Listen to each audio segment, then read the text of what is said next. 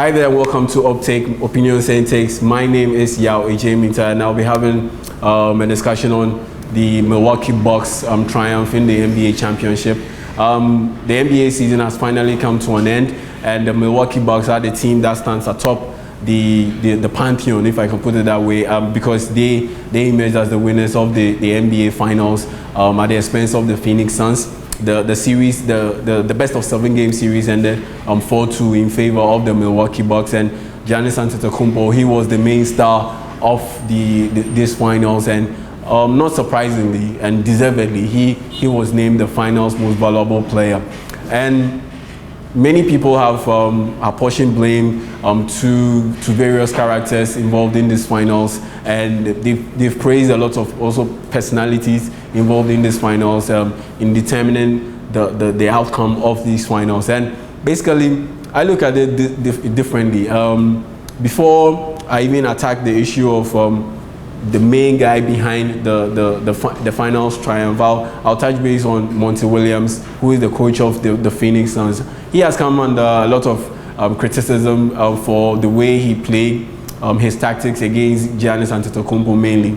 And I wouldn't bash him too much because let's face fact, in Game 5, they doubled down on Giannis, and they left a lot of Giannis teammates open, and they punished the Phoenix Suns because the likes of Bobby Portis, the likes of Brook Lopez, the likes of Drew Holiday and Pat Connaughton, they were left wide open and had enough time on the ball to be able to pick out their shots, and they picked apart the Phoenix Suns basically.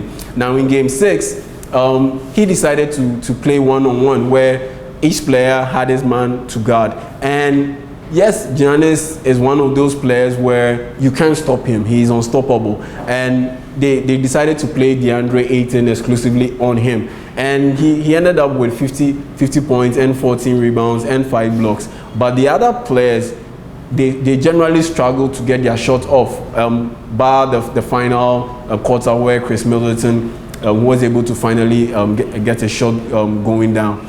And I think Monty Williams played it right, because the last thing you want is to have a combination of Giannis and Antetokounmpo scoring like 30-35 points, and Bobby Portis and the likes of Drew Holiday, Pat Connaughton getting double figures. So he took away the ancillary options for the Milwaukee Bucks and tried to play Giannis Antetokounmpo exclusively, but unfortunately it just didn't work out. It was one of those games where no matter how good your tactics were, it just didn't work out, and it was mainly because of Giannis' ability to overcome his weaknesses. Now Giannis is one of those all-time great players, because let's face fact, at the end of his 8th year, which is the just ended campaign, the guy can retire and still be voted into the NBA Hall of Fame, not as a 3rd ballot, as a 2nd ballot, but as a first-time ballot Hall of Famer. Because let's face fact, in his 8 years, he's won the NBA Most Valuable Player award twice. He's won the Defensive Player of the Year award. He's been to multiple All-Star appearances. He's won the Most Improved Player of the Year award, and now he has the NBA title and a Finals Most Valuable Player award already. The guy can retire today and still make it to the NBA Hall of Fame. Now, the reason why Giannis isn't normally ranked as one of the best, maybe top 5 best players in the league, was mainly because of his weaknesses. Now, his weaknesses, as you all know, come from the free throw line and his inability to shoot a couple of feet away from the basket. But in Game 6, he solved that problem, because he attempted 25 shots and he converted 16 from field goal range. He attempted a trio of 3-pointers and he converted 1. And when it came to the free throw section, he attempted 19 shots from the free throw line and he converted 17. Now that's remarkable. That's pretty much exceptional for any of the best shooters in the league. They will take that stat, and for a guy who is limited in his shooting to be able to convert 17 of 19 attempts from the free throw line, it definitely showed that he was able to overcome his weaknesses. And once he overcame his weaknesses, there was absolutely nothing absolutely nothing Monty Williams or the Phoenix Suns could do to stop him and prevent Milwaukee Bucks from winning their first NBA title in 50 years.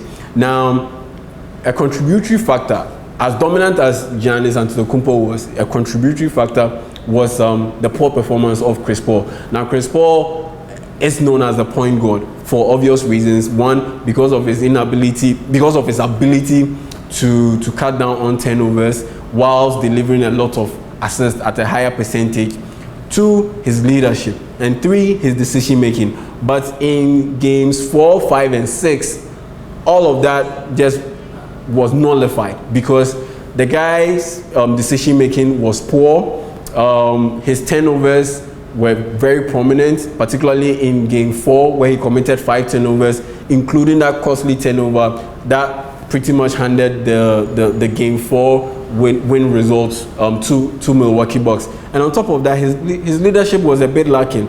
This guy was unable to talk to youngsters like Devin Booker and DeAndre Ayton to get themselves out of foul trouble. For instance, in game 4, Devin Booker was the guy who was getting all the points for Phoenix Suns, but unfortunately he had to sit out of the game for key stretches because he was in foul trouble.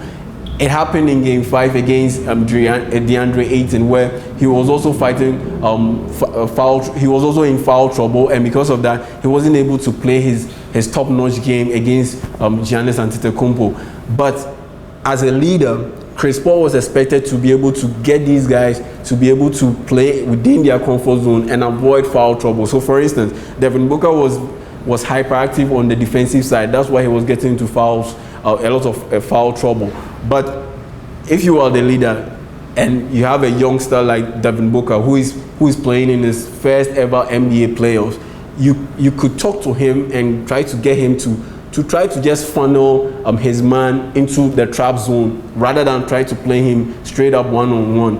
All these were lacking from Chris Paul, and is a major reason why Phoenix Suns couldn't build on their momentum that they had over the first two games in the finals, where they recorded 2 straight games, but unfortunately lost the next 4 straight games and missed out on winning the franchise's first ever NBA title. So that's my take on the 2021 NBA Finals. Yes, you can have your takes on my opinions, and we can get talking. So like this page, comment, and you can also subscribe, and let's get talking. Bye for now.